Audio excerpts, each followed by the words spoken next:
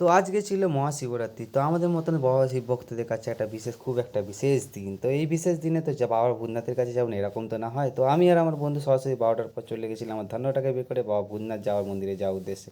তো আমার বাড়ি থেকে ভূতনাথ যাওয়ার ডিস্টেন্স ছিল প্রায় 30 মিনিট গাড়ি চালানো।